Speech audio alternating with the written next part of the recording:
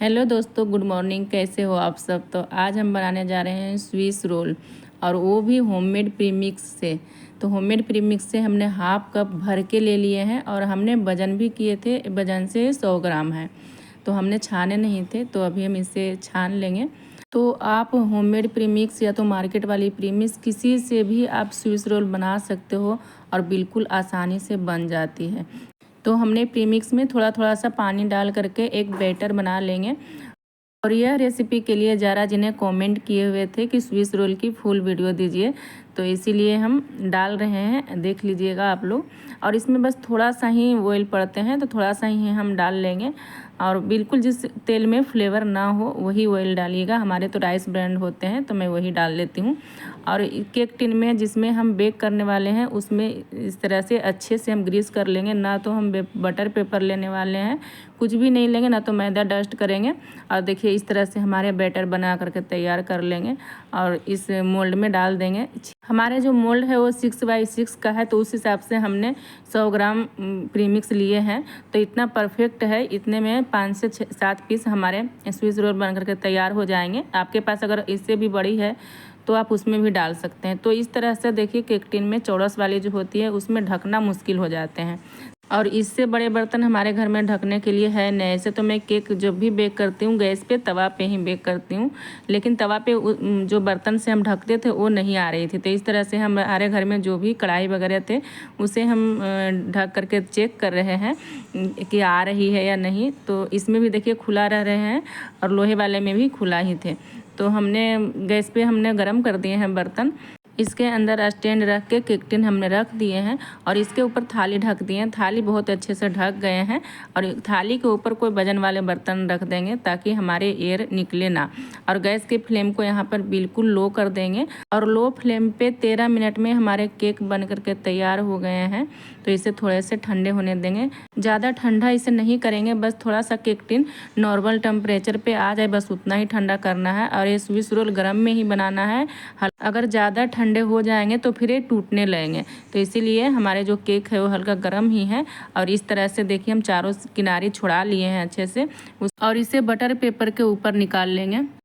और इतना परफेक्ट है, अगर आपका ज़्यादा मोटा हो गया होगा तो उसे आप कट करके निकाल सकते हैं। हमारा इतना परफेक्ट है स्विस रोल बनाने के लिए। तो आपका अगर मोटा हो गया होगा तो इस तरह से कट कर लीजिएगा। मेरा तो सही है, तो मैं बस थोड़ा थोड़ा सा ऊपर का जो लेयर हल्का सा पतला सा होता है ना, उसे निकाल लेंगे, ताकि जो भी हम इसके ऊपर लगाने वाले हैं वो अच्छे से इसके अंदर सोक कर पाए। तो इसीलिए मैं पतला सा ही लेयर निकाल रही हूँ। मेरे पास OTG भी है, तो मैं OTG में भी बेक कर सकती थी, लेकिन सभी के पास OTG नहीं होते हैं। इसलिए हम इस तरह से दिखाए हैं कि आप अपने घर में जो भी बर्तन हो उस बर्तन से आप बना सकते हैं। और आपके पास अगर राउंड वाले केक टिन है तो आप उसमें भी बेक कर सकते हो। बस दोनों साइड का एक एक पीस थोड़ा सा परफेक्ट नहीं निकलेगी, उसके बाद सारे पीस सही निकलेगी। तो इस तरह से हमारे निकल गए हैं। ऊपर का जो थोड़ा थोड़ा ही लेयर थे वो निकाल दिए हैं हमने। और इसके ऊपर लगाने वाले हम स्ट्रॉबेरी क्रश। यहाँ पे अगर आपके पास स्ट्रॉबेरी क्रश नहीं है तो आप यहाँ पे जैम यूज कर सकते हैं। जैम को इस तरह से निकाल के अच्छे से उसे मिक्स कर लीजिएगा, उसके बाद आप यूज कर लीजिएगा। मैं तो केक बनाती हूँ तो मेरे पास स्ट्रॉबेरी क्रश थे, तब मैं वही डाल लूँगी। ऐसे यहाँ पे जैम डाला जाता है, बेकरी वगैरह में जो मिलते हैं तो इसे जैम रोल भी बोलते हैं। तो इसीलिए अगर आपके पास जैम है तो जैम यूज कीजिएगा। मेरे पास स्ट्रॉबेरी क्रश है तो मैं क्रश ही यूज कर रही हूँ। और हमने जो स्विस रोल का बेस बनाए हैं वो वेनिला ही रखे हैं, उसमें कुछ भी नहीं डाले हैं, कोई भी फ्लेवर नहीं डाले हैं। जब हम बैटर बना रहे थे तो आप लोगों ने देखे होंगे। और वेनिला के साथ में सारा फ्लेवर जाते हैं। आप वेनिला बेस बना लो, उसके ऊपर आपका जो भी फ्लेवर बनाने का मन है स्विस रोल वो फ्लेवर आप डाल सकते हैं। तो यहाँ पे आप क्रीम भी डाल सकते हो, या तो फिर ऐसे ही आप रहने दो जैम डाल करके ही। तो क्रीम तो सभी के पास नहीं होते हैं, जो केक बनाते हैं उन्हीं के पास होते हैं। तो आज ही हमने केक बनाए थे तो हमारे पास क्रीम बचे हुए थे, तो क्रीम इस तरह से हम लगा देंगे। और क्रीम भी इसमें ज़्यादा नहीं लगते हैं, 1 से 2 चम्मच ही लगते हैं, कि नहीं तो ज़्यादा डाल दीजिएगा क्रीम वगैरह तो फिर निकल जाते हैं, रोल करते समय निकल जाएंगे। तो इस तरह से हम कम ही लगा रहे हैं और आपको दिखा रहे हैं कि आपके पास अगर क्रीम है तो क्रीम भी लगा सकते हो साथ में, या तो फिर सिर्फ जैम ही लगाओ 2 से 3 चम्मच। और यहाँ पर आप ध्यान दीजिएगा, जो बटर पेपर है उसके साथ में हमें रोल नहीं करना है। बटर पेपर को थोड़ा थोड़ा सा हटाते जाना है, उसके बाद रोल करते जाना है। देखिए हम जो रोल कर रहे हैं तो बटर पेपर को हम हटाते जा रहे हैं यहाँ पे, और बटर पेपर के ऊपर ही रख करके इस तरह से रोल करना है।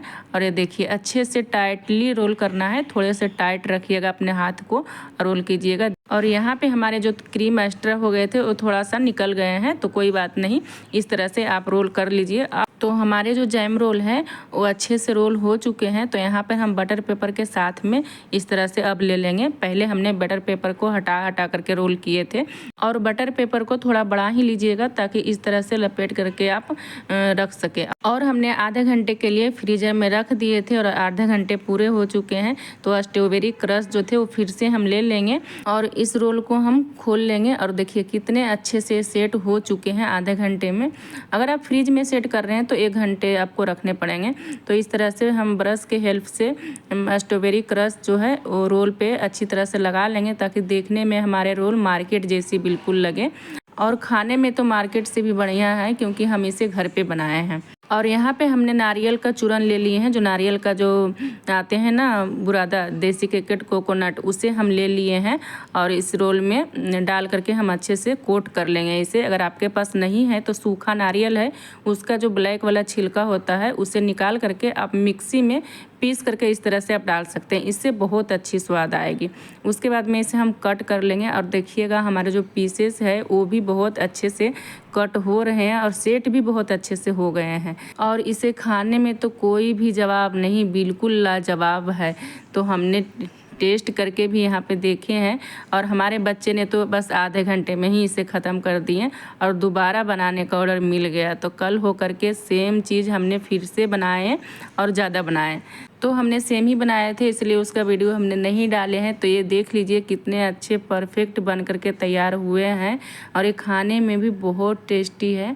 और मेरे कहने से आप लोग ज़रूर एक बार बना करके खाइएगा। और वीडियो अगर थोड़ा सा भी पसंद आते हैं तो लाइक, सब्सक्राइब और एक कमेंट ज़रूर कीजिएगा।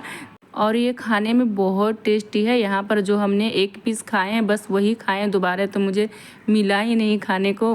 तो चलिए फ्रेंड्स, फिर मिलेंगे किसी और वीडियो में, जब तक के लिए बाय।